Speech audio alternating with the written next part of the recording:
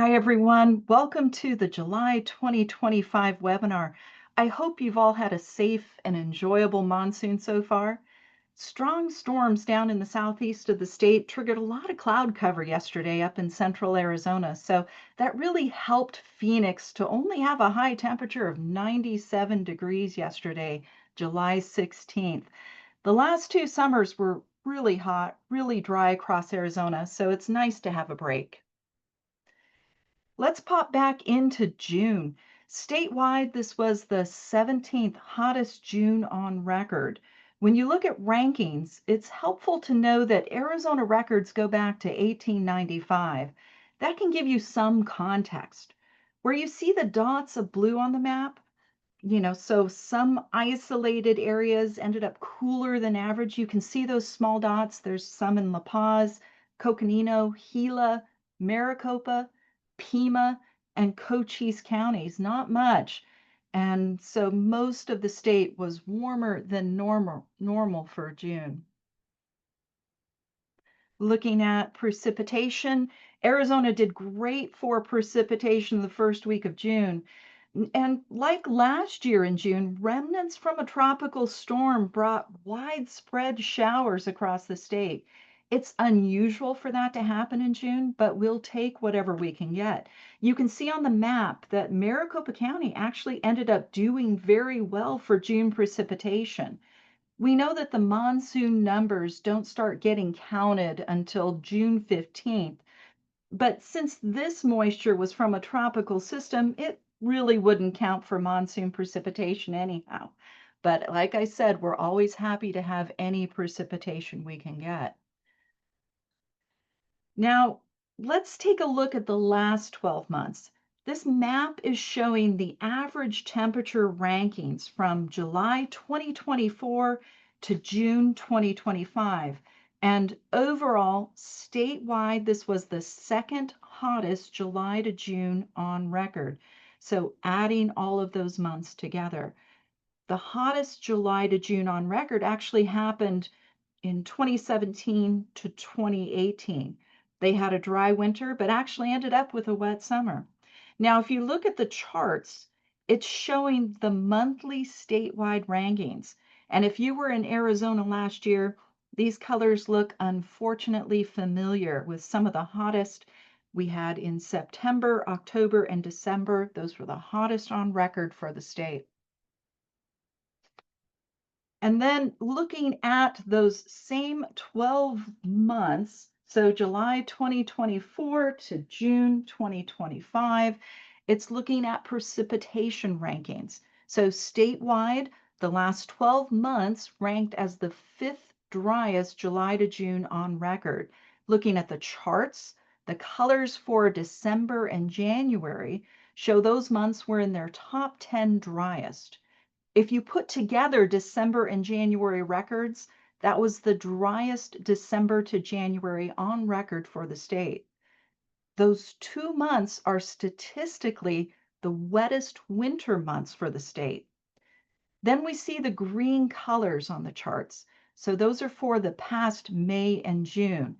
May and June are statistically the driest months for Arizona. So even though they ranked as wetter, it still didn't provide an exceptional amount of precipitation. So then let's head to our water year records. Remember that a water year runs from October to September, and that's the calendar used to manage water in the United States and Canada.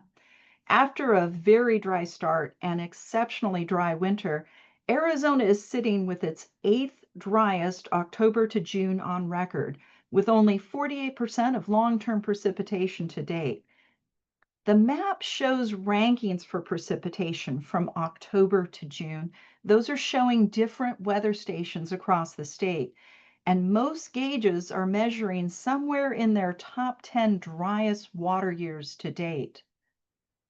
So, as I mentioned, the two statistically driest months of the year, May and June, those were the only 2 months so far this water year that had above average statewide precipitation.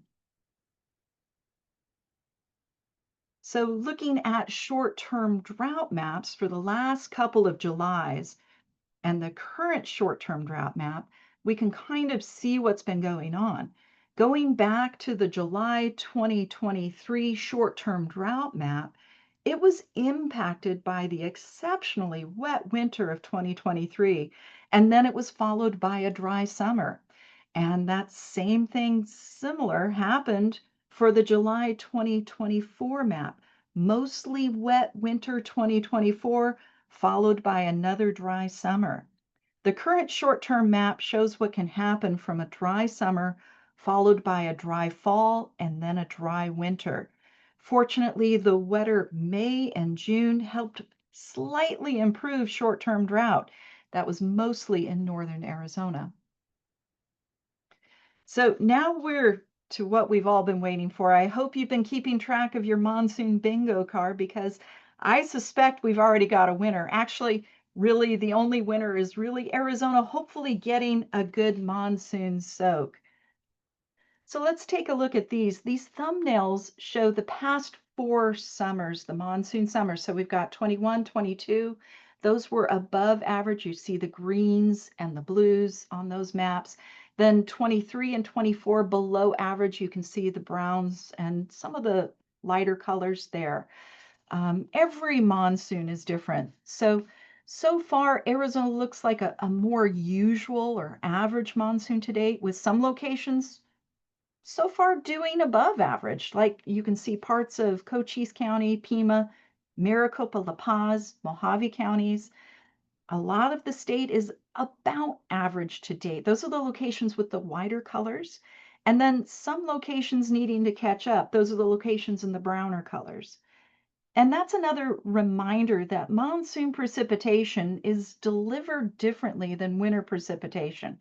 With the monsoon convective thunderstorms, there's always monsoon precipitation winters and then locations with not so much. Thanks to the Tucson National Weather Service office, you can keep track of where some cities and towns are looking so far to date, and that's compared to the average amount of precipitation to date. So another way to gauge monsoon activity is based on lightning activity. You can see that so far, Monsoon 2025 is below the average number of lightning strikes to date for the state. You can always see that change. So we'll have to wait and see what's going on. But we did have dry lightning storms. Those are common at the start of the monsoon.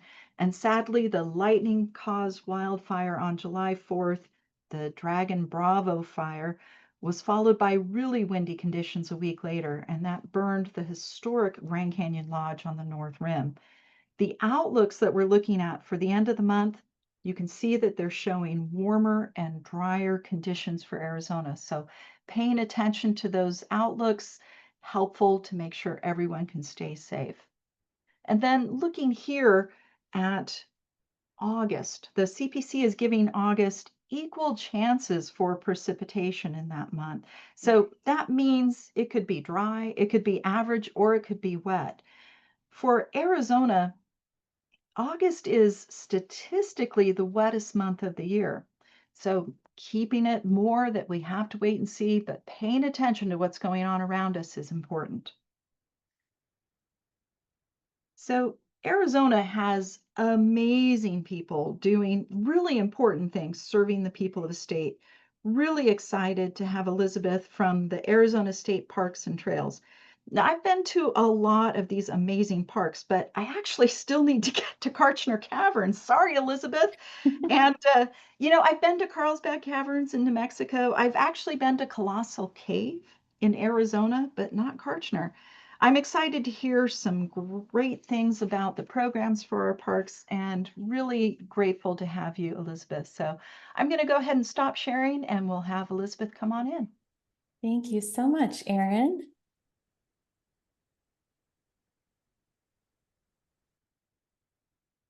Okay, is my screen displaying?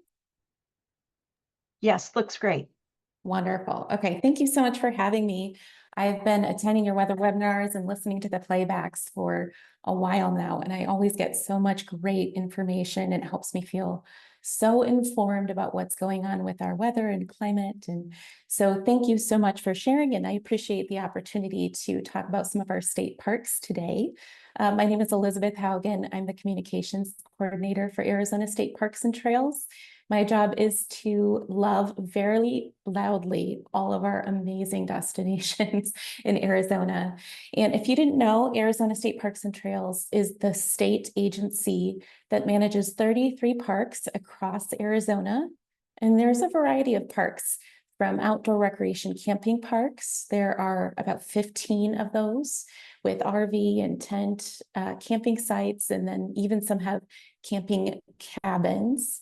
We also have 8 state historic parks and 3 state natural areas and 1 state memorial park. So there's really a variety of parks. There's an adventure for everyone out there.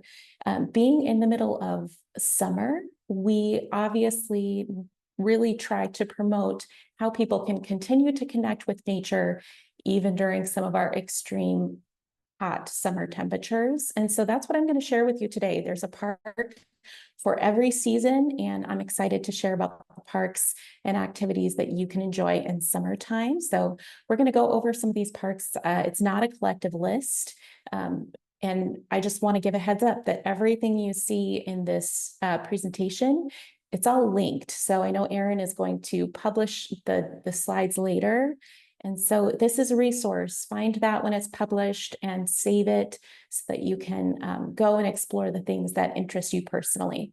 But starting off here, there are certain activities that we really love to promote during the summertime that help people recreate safely. We know that connection to nature is so important for our mental and our physical health, and it also is important for community connection. And here at Parks, I'd go even further and say, aside from the personal benefits and time with friends and family, parks are great for local economies, driving visitation dollars into supporting vital tourism dollars into small communities.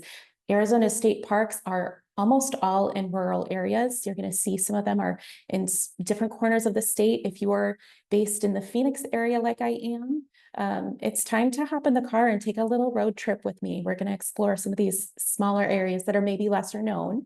But some of the activity types that we like to promote during these summer months are water play, of course, whether it's an early morning fishing trip, or enjoying the white sand beaches on the Colorado River, or taking a paddle underneath the cottonwood trees on the Verde River.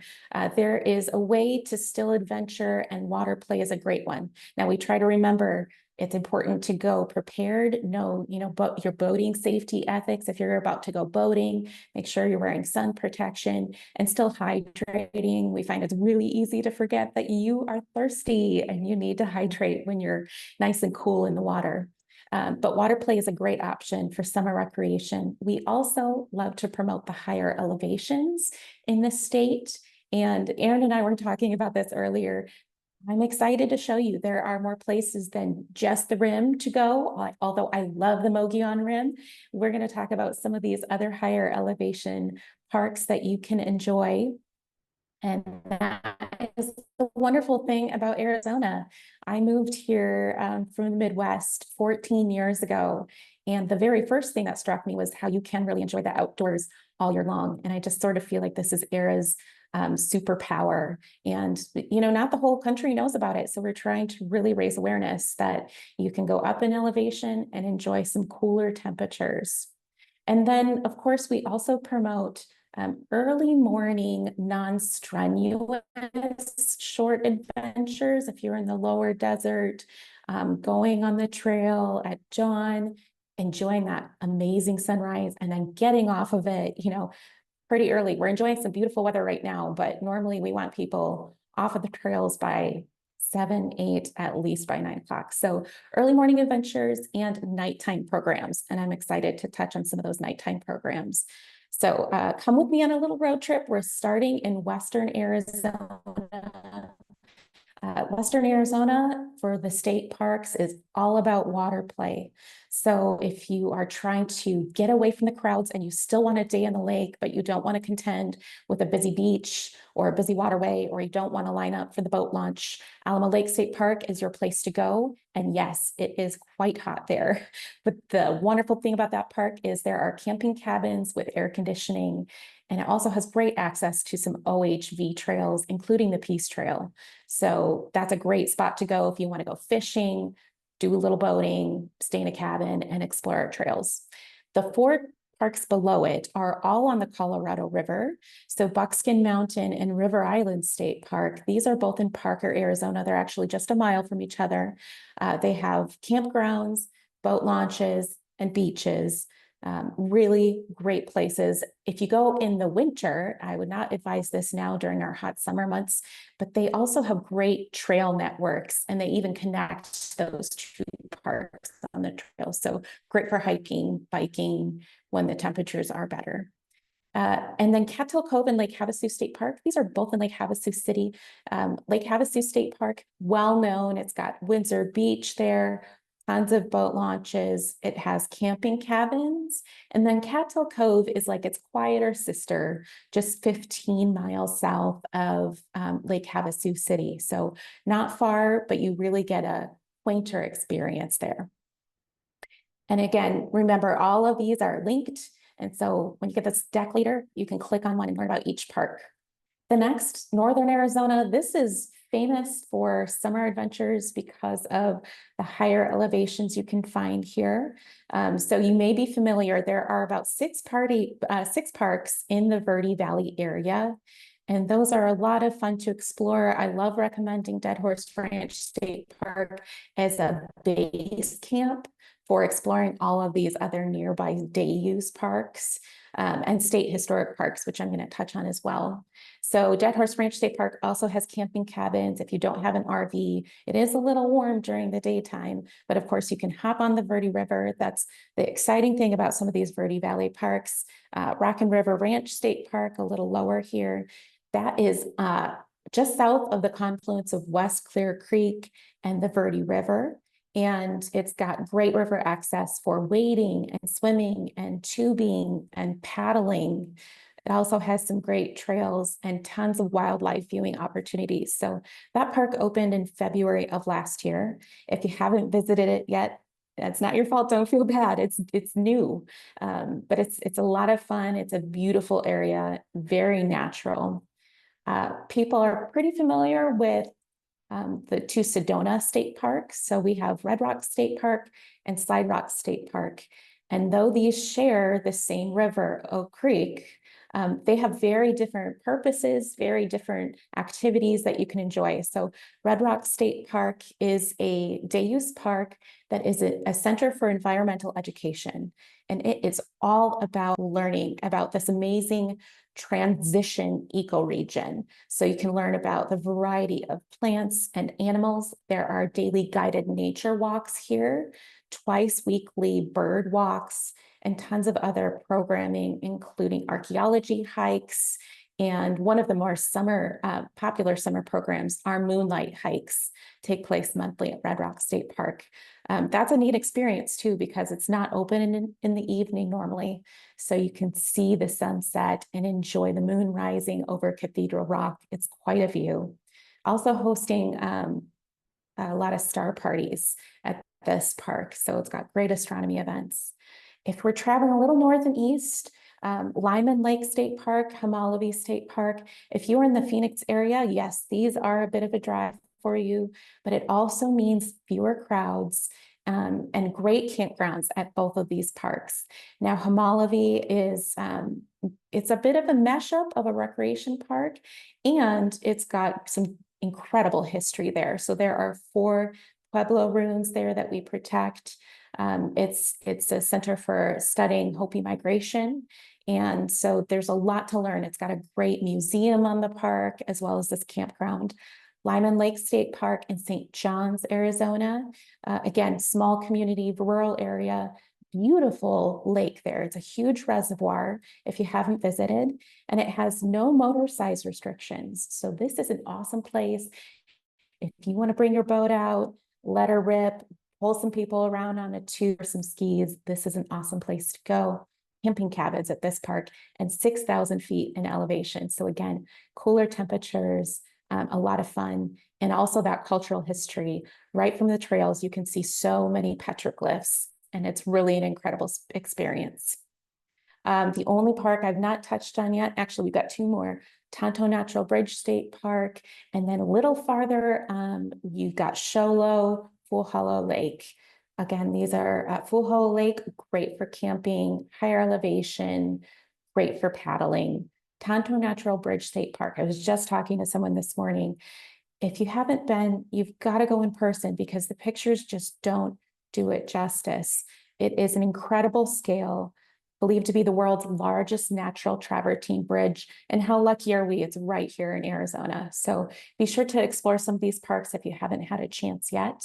And then if we're going to hop in the southern area of the state on our little road trip, you're probably thinking, south is not where I want to go in the summer. It's hot.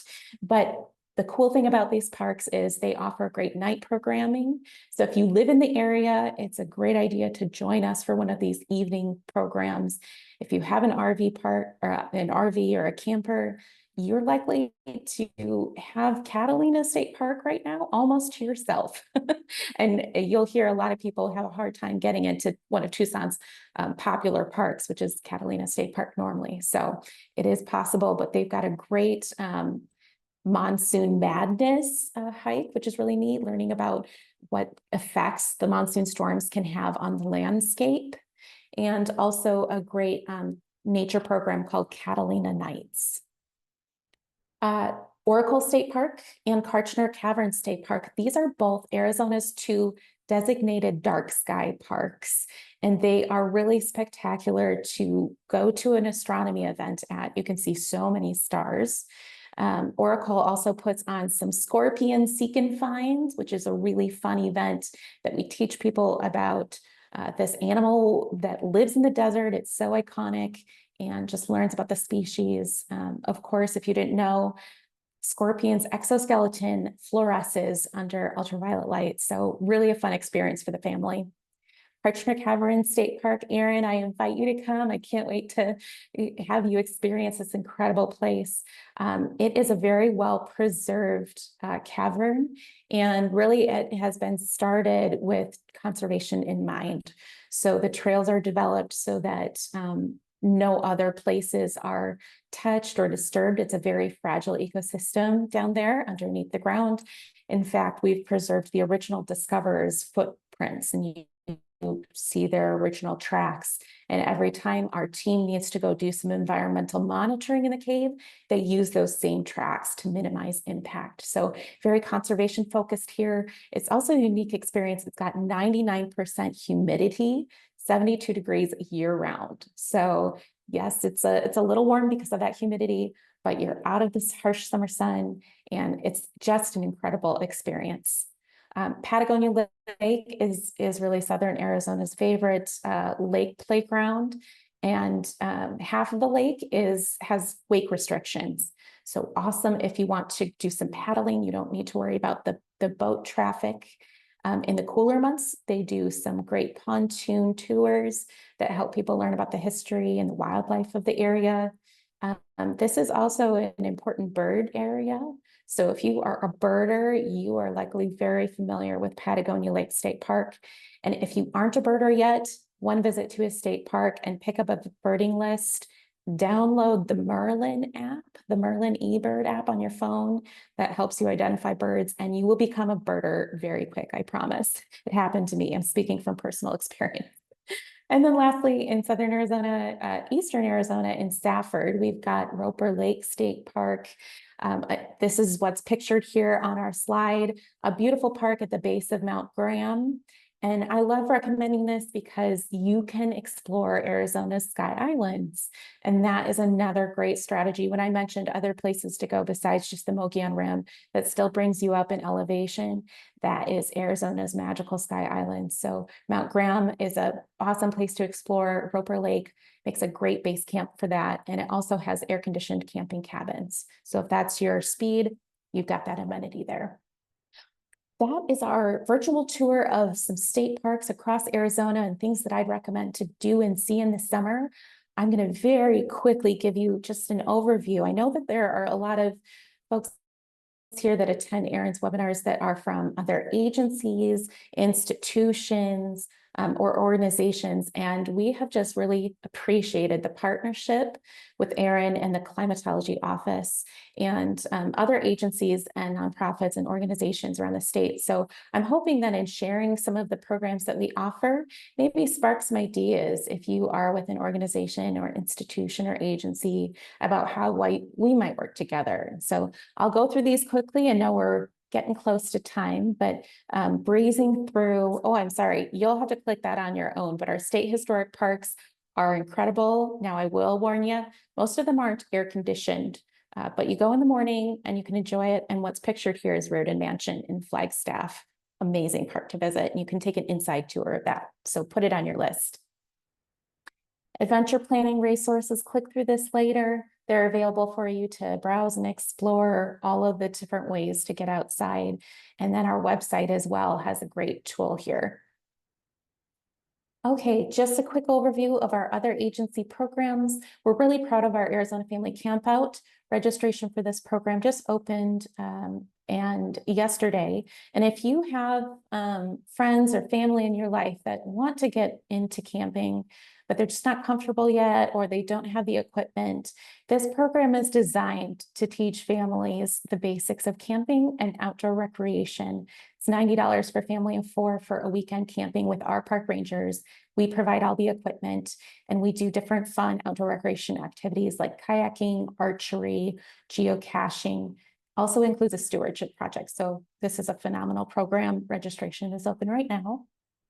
Our State Historic Preservation Office is charged with assisting communities, businesses, other agencies, governments, local communities about how to preserve these cultural assets spread throughout Arizona. So between our Site Stewards program, which monitors sensitive archaeological sites for looting, defacement, down to assistance with historic property taxes or listing applications for the National or State Historic Registers.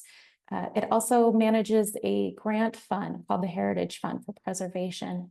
So if you have a historic building or something in your community you want preserved, be sure to connect with the SHPO. Our off-highway vehicle program is really about education, making sure that people who enjoy hitting these trails that provide access to backcountry areas that they wouldn't normally go to, just about how to take care of them and preserve them so that this very rapidly expanding sport can continue and keep access while caring for our public lands. We have a really strong grant program here. There are 5 different funding buckets. I won't go through them all, but I just want folks to know that if you've got an outdoor recreation project, whether that is developing trails, creating an educational program for your community for outdoor education, or preserving a structure, there are grant funds available that are administered by our agency across the state. These are just a few examples of some recent projects here that received grant funding. All of these are clickable, and if you view this later, they each have videos that take you through the experience and help you understand what these projects and the funds really meant to the community. So we know that that's very impactful. And then lastly, our Office of Outdoor Recreation. This is a new office. It's really meant to provide statewide support for outdoor recreation providers, whether that is your local communities, Parks and Recs department, or they're providers of recreation activities. This is here to provide resources for people on how to promote that outdoor recreation because we know it's so impactful for Arizona. There's some great resources linked there. Be sure to check them out later. And then lastly, our communications team. This is the arm that I'm a part of, and it's really responsible for messaging a few key things to Arizona. Of course, we want to promote our parks. If you didn't know, the state parks are funded by visitation dollars. It's literally camping and entry fees that fund everything from our park rangers, staffing down to the toilet paper that we purchase for our clean restrooms. keeping the lights on in the parks. But we're also here to promote responsible recreation no matter where people go. So we want to teach principles of leave no trace and tread lightly. We want to encourage connection with natural and historical resources. There's an adventure for everybody, no matter how you like to get outside. We want to be here to help you, and we want to do it safely. So this is where opportunities to partner with other organizations and agencies have come in so strong. You can see from speaking with Erin Ann about the monsoon season and then putting that onto our social media platforms, or working with the Department of Fire and Forestry Management, or the Department of Health Services to talk about heat safety. These are important messages to get to the community. So if you're responsible for sharing information, please think of Arizona State Parks as a resource to amplify that messaging and make our community safer while still promoting outdoor recreation. Don't hesitate to get in touch with us. Neil Large is the administrator for the Office of Outdoor Recreation. He wasn't able to join us today. He's at a conference, but he is really happy to connect and provide support across the state. And of course, get in touch with me about any messaging that you would like to get out to our communities. But I hope this has inspired some ideas of things to enjoy and places to go during our summer months, and that you keep exploring our beautiful state. So thank you, Erin. Thank you, Elizabeth. That was amazing. And I'm really grateful that you gave us a clickable PDF that we can share out as well. That was wonderful. Thank you for your time. My pleasure.